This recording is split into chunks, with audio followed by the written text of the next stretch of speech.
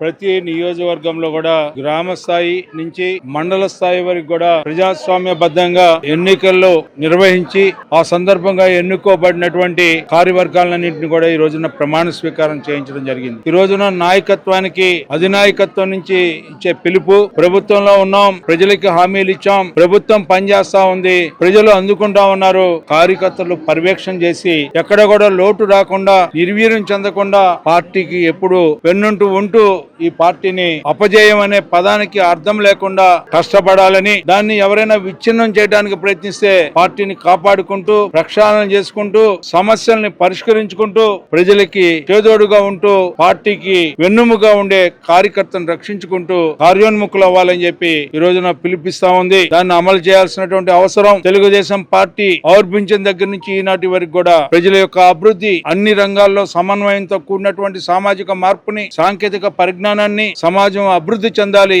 అక్షరమాలలోనే కాకుండా అభివృద్ధి వైపు కూడా పయనించాలి ఈ ఆంధ్ర రాష్ట్రం అని చెప్పి నిరంతరం పనిచేసే కూటమి నాయకత్వానికి, చంద్రన్న నాయకత్వాన్ని బలపరచాల్సిన బాధ్యత ప్రతి ఒక్క కార్యకర్త మీద ఈనాడు ఎవరైతే ప్రమాణ స్వీకారం చేశారో వారందరికీ కూడా ఈ రోజున విజ్ఞప్తి, మన బాధ్యత ఈ పార్టీ రక్షణ.